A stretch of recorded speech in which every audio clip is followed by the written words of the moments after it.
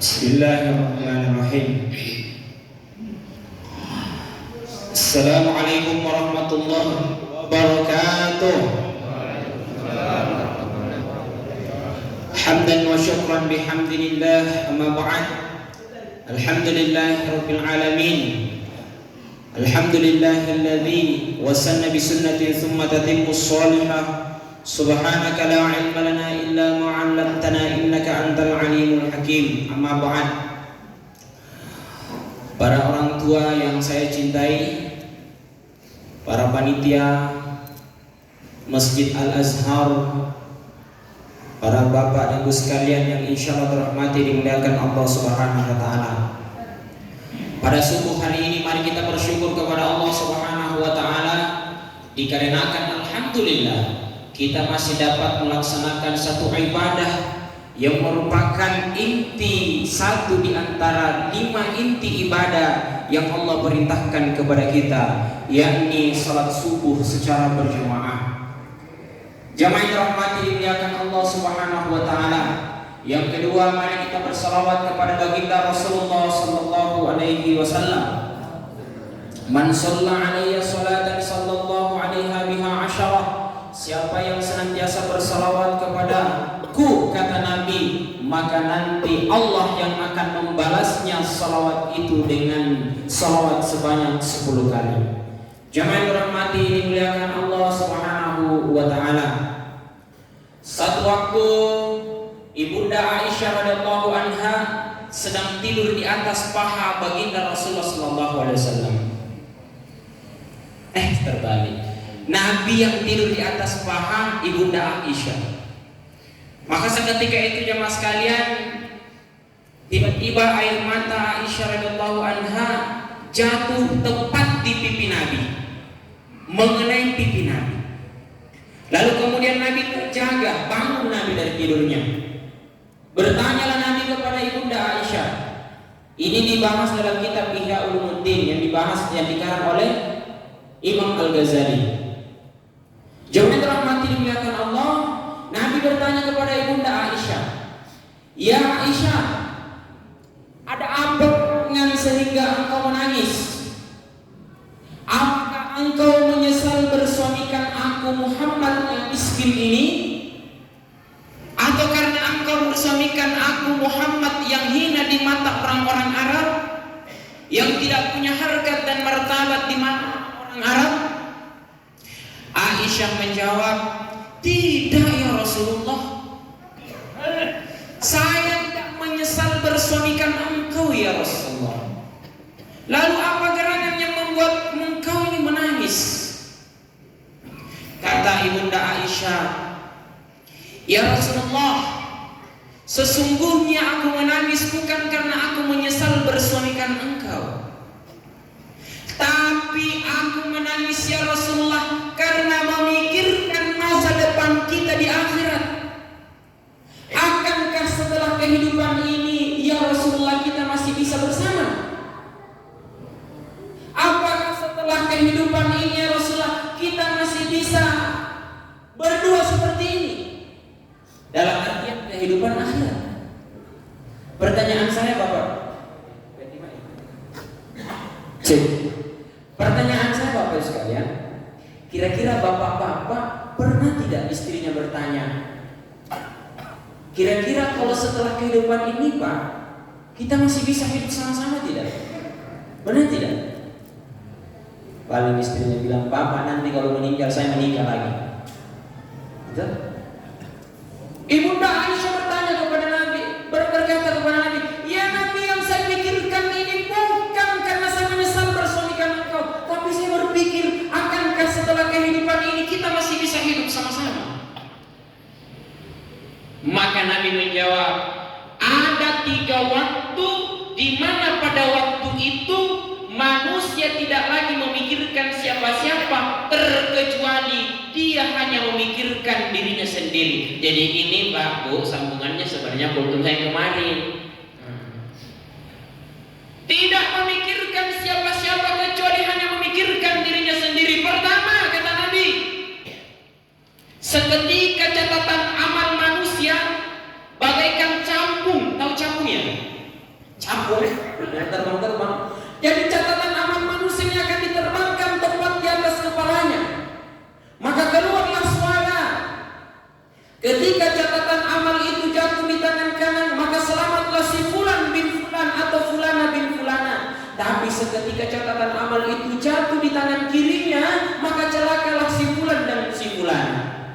Pak, Bu, kalau mungkin ada anak kita yang mendaftar polisi tidak lulus, itu bukan kegagalan yang sebenarnya.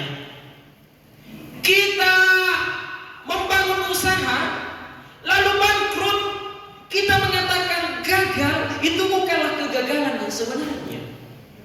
Tapi disinilah kegagalan yang sebenarnya. Seketika catatan amal yang dulu kita puja-puja, yang dulu kita sanjung-sanjung, ternyata bukan amalan yang baik, jatuh di tangan kiri. Itulah celaka yang sebenarnya. Yang kedua kata Nabi, seketika amal itu diletakkan di timbangan ayyamul mizan, di timbangan mizan, maka catatan itu, amal kita diletakkan di timbangan mizan itu, baik dan buruk. Keluar suara, kalau berat di kanan, maka selamatlah si fulan bin fulan. Kalau berat di kiri, maka celakalah si fulana bin fulana, kata Nabi. Maka seketika itu, karena ini timbangan mizan nakal juga, karena dulu kita waktu hidup nakal juga, maka timbangan ini nakal juga. Kiri kanan, kiri kanan, kiri kanan, kiri kanan, blok jatuh di kanan, berarti kita selamat. Tapi seketika catatan amal itu berat di kiri, celakalah kita. Kemudian yang ketiga kata Nabi, ketika manusia mulai dari Nabi Adam sampai manusia yang terakhir meninggal, berdiri tepat di samping jembatan Shiratal Mustaqim.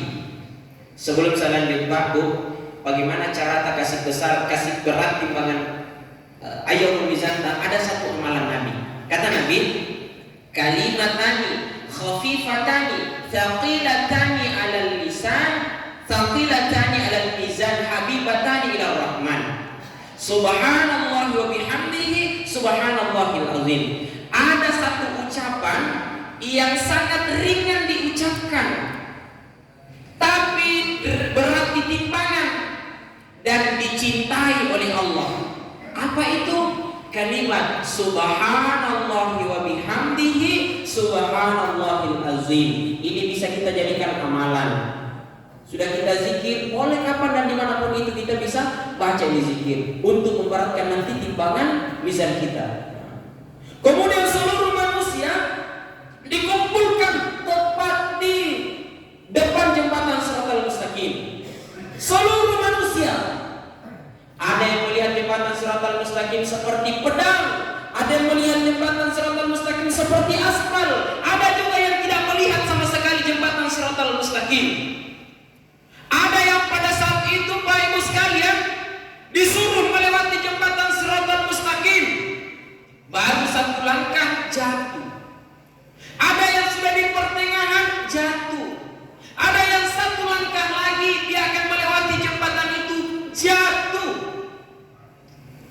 Ada juga yang melewati jembatan Shiratal Mustaqim cepat sekali seperti kilat. Jamaah yang dirahmati dimuliakan Allah Subhanahu wa taala. Cara Allah mempermalukan kita ada dua. Ada dua cara Allah mempermalukan kita. Cara yang pertama, Allah mempermalukan kita dengan sembunyi-sembunyi. Yang kedua, Allah mempermalukan kita dengan terang-terangan. Di dunia ini Allah mempermalukan kita secara sembunyi-sembunyi. Oh, Haji ini datang ke masjid sholat. Oh, Pak Imam datang memimpin sholat. Oh, Pak Ustaz datang bawa ceramah. Oh, anak remaja masjid datang membaca Quran, qiraatul Quran, didengar oleh semua orang. Jamaah yang dirahmati dimuliakan Allah, catatan amal itu diangkat naik ke langit yang pertama, tapi keluarlah suara, jangan kau bawa naik amalannya si fulan, karena sesungguhnya dia membaca Quran dikatakan sebagai ahli Quran, qori. Amal sedekah subuhnya diangkat ke langit yang pertama, ditolak. Jangan kau bawa amal sedekah subuhnya, karena sesungguhnya dia bersedekah hanya karena ingin dikatakan sebagai orang yang dermawan. Ditolak. Maka malaikat yang mengantar catatan amal kita tahu betul, oh kalau catatannya pengaji di bawah ditolak gitu, tidak usah dibawa. Kalau catatannya pengaji memang datang sholat subuh, datang sholat maghrib, Pak buka puasa lagi, tapi bukan karena Allah, ditolak di langit. Nah, di jembatan Shiratal Mustaqim inilah Allah mempermalukan kita dengan terang-terangan. Disitulah Allah Subhanahu wa Ta'ala memperlihatkan, oh saya kira dulu ini Ustaz, lo kenapa kok jatuh? Ada hari disebut dengan Ayyamut Taghabun, hari dinampakkannya catatan amal. Di situ bagi semua, wih ini dulu bangun sahur dengan hari sahur lagi. Dilihat juga, oh ini dulu waktunya ambil dulu puasa baru banyak itu. Pas dia ngasih keluar, tik, sini mereka keluar, korupsi. Di situ dilihat Pak Bu, Yaum Taghabun. Tapi yang dirahmati dimuliakan Allah, ada yang melewati jembatan Shiratal Mustaqim seperti kilat.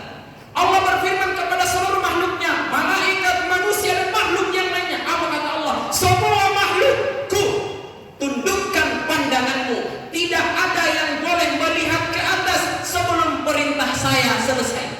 Semuanya tundukkan pandangan, semuanya tundukkan pandangan, semuanya tundukkan pandangan. Maka setelah semuanya menunduk, lewatlah satu hamba Allah yang dicintai Allah, seorang perempuan.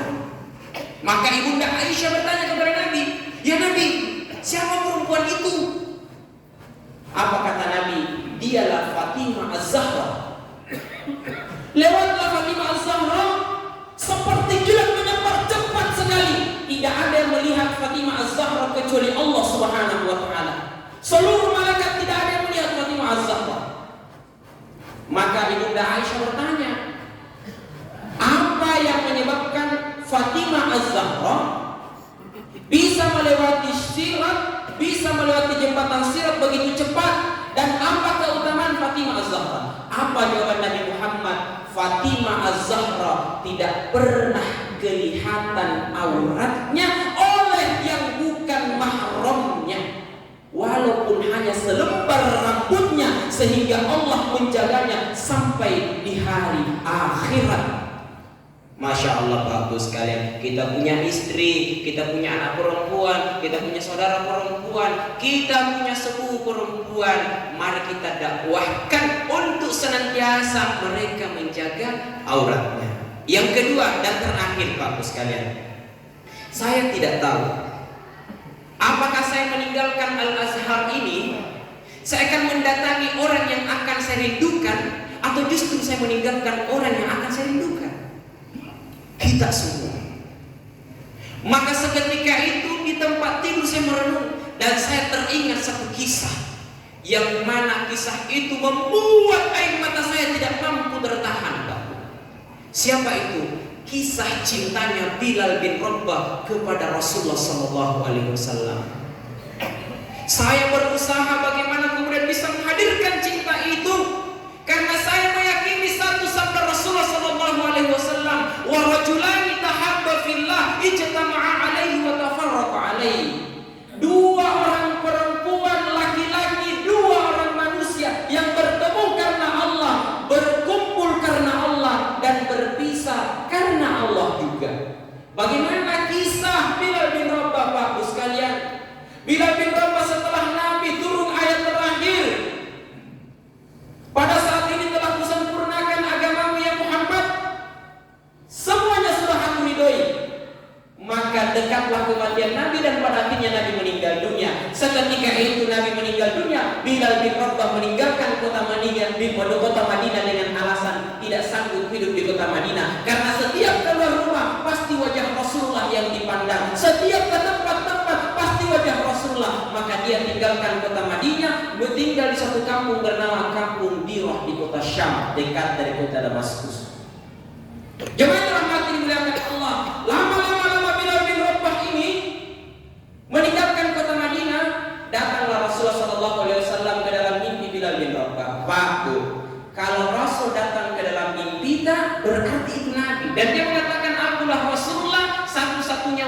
yang tidak bisa dipalsukan oleh syaitan adalah Bilal bin Muhammad sallallahu alaihi wasallam. Kalau Nabi yang datang berarti Nabi itu. Tapi kalau Pak Joko belum tentu itu. Tapi kalau Nabi insya Allah, dan siapa yang pernah bertemu Nabi di dalam mimpinya, insya Allah nanti ada jaminan tersendiri dari Nabi. Bertemu Nabi di dalam mimpi Bilal. Nabi bertanya, "Ma hadzal jazwa ya Bilal? Lima lam tanzarni, lima lam tuzarni? Kenapa kau lupa kepada saya dan tidak pernah menengok saya, tidak pernah berziarah ke kuburan saya?" Bangun Bilal bin Rabah di tempat tidurnya, Pak Bus sekalian, mencucurkan air mata. Apa kata Bilal? "Celakalah saya, celakalah saya, celakalah saya." Nabi marah kepada saya. Istrinya bertanya, "Ma yufkika ya Bilal? Apa yang menyebabkanmu menangis ya Bilal?" Apa kata Bilal? "Ra'aitu Rasulillahil barihah." Aku melihat Nabi Muhammad semalam di dalam mimpiku, dan hari ini aku mengajakmu untuk ke Madinah berziarah ke kuburan Nabi. Pergilah Bilal bin Rabah meninggalkan kota Syam menuju kuburan Nabi Muhammad sallallahu alaihi wasallam. Sampai di kuburan Nabi, Bilal bin Rabah mengatakan, "Assalamu alayka ya Rasulullah." Kenapa suara Bilal bin Rabah semakin kecil? Karena di sepanjang perjalanan Bilal bin Rabah menangis ingin melepaskan kerinduannya dengan Nabi. Sampai di kuburan Nabi Muhammad sallallahu alaihi wasallam, datanglah Abu Bakar As-Siddiq bersama Umar bin Khattab, khalifah pada saat itu. Lalu kemudian berkata kepada Bilal bin Rabah, "Ya Bilal, alla tu'azzil lana kama tu'azzil lana fi ayyami Rasulullah." Apakah engkau ingin mengumandangkan azan sebagaimana Rasulullah hidup? Apa kata Bilal bin Rabah? "Wahai Abu Bakar dan wahai Umar, sesungguhnya aku sudah berjanji seumur hidupku saya tidak akan pernah menjadi muazzin selain menjadi muazzinnya Rasulullah sallallahu alaihi wasallam, dan pada hari ini Nabi sudah tidak ada dan saya sudah berjanji tidak akan mengumandangkan azan lagi kecuali di hadapan Nabi di akhirat nanti." Tapi datang dua sosok anak kecil langsung menemui Bilal bin Rabah. Melihat anak itu, Bilal bin Rabah mencucurkan air mata. "Ya Rasulullah, hari ini ya Rasulullah, aku sudah merasakan dan melepaskan kerinduanku kepada orang yang paling engkau cintai, yaitu Hasan dan Husain, cucumu yang paling engkau sayangi ya Rasulullah." Maka dipeluklah Hasan dan Husain dengan cucuran air mata. Apa kata Bilal? "Ya Rasulullah, sesungguhnya aku mencium aroma badanmu di kedua cucumu Hasan dan Husain." Apa kata Hasan dan Husain? "Ya Bilal, alla tu'azzil lana kama tu'azzil lana fi ayyami jaddana." Ya Bilal, bukan engkau mengumandangkan azan sebagaimana engkau mengumandangkan azan sewaktu kakek kami masih hidup? Apa kata Bilal? "Ketika aku menolak perintah dari Abu Bakar dan Umar bin Khattab, aku masih punya alasan. Tapi ketika engkau yang meminta, wahai anakku, apa nanti jawaban aku di hadapan Rasulullah? Seketika hari ini engkau meminta aku mengumandangkan azan, lalu kemudian aku mengatakan aku cinta kepadamu ya Nabi, tapi hari ini aku menolak permintaanmu wahai cucu kesayangan Nabi." Maka jamaah dirahmati dimuliakan Allah Subhanahu wa taala, Bilal bin Rabah pun mengumandangkan azan.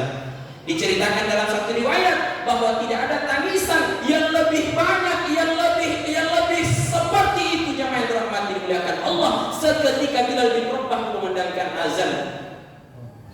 Maka Bilal bin Rabah mengumandangkan azan, Allahu Akbar, bercucur air mata. Asyhadu an la ilaha illallah, bercucur air mata. Asyhadu anna Muhammadar Rasulullah, sampai kepada nama Muhammad sallallahu alaihi wasallam. Bilal bin Rabah tidak kuat melanjutkan azannya, akhirnya dia pingsan. Diceritakan dalam satu riwayat bahwa pada saat itu Abu Bakar memimpin salat berjamaah. Tidak ada satupun jamaah yang tidak menangis, tidak ada satupun manusia yang hidup di kota Madinah pada saat itu yang tidak menangis. Kenapa? Karena melepaskan kerinduannya kepada Nabi Muhammad sallallahu alaihi wasallam, seolah-olah Nabi Muhammad hidup kembali. Jamaah yang dirahmati dimuliakan Allah, apa poinnya daripada kisah ini? Kita kadang berteman dengan orang karena dia kaya. Kita berteman dengan orang karena dia punya tahta dan jabatan. Kita berteman dengan orang karena kita punya kepentingan. Tapi lihatlah cinta di antara Rasul dan para sahabatnya. Mereka menanamkan kecintaan karena Allah Subhanahu wa taala sehingga cintanya abadi, tidak berubah seiring dengan pergeseran masa dan pertukaran waktu. Dan mudah-mudahan cinta yang kita jalin selama 10 hari 10 malam di tempat ini itu juga cinta karena Allah Subhanahu wa taala. Terima kasih banyak atas segala kebaikan yang diberikan kepada saya, fasilitas dan pelayanan yang diberikan kepada saya. Saya tidak pernah menyangka akan dilayani seperti ini, jemaah yang dirahmati dimuliakan Allah. Izinkan saya menyebut nama tapi mewakili semuanya. Terima kasih banyak kepada Haji Muayyan, Haji Husna, Pak Bendahara, Haji Alam, semua teman-teman termasuk ketua panitia, Ustadz Ardan dan semua teman-teman sekalian serta seluruh jamaah sekalian. Ketika dalam salat saya memimpin sholat ada sesuatu yang tidak sesuai dengan kita semua dan membuat perasaan kita ini tidak baik, tidak sesuai dengan saya memohon maaf yang sebesar-besarnya. Terima kasih banyak atas segala perhatian. Hadanallahu wa iyyakum ajma'in fastabiqul khairat. Assalamualaikum warahmatullahi wabarakatuh.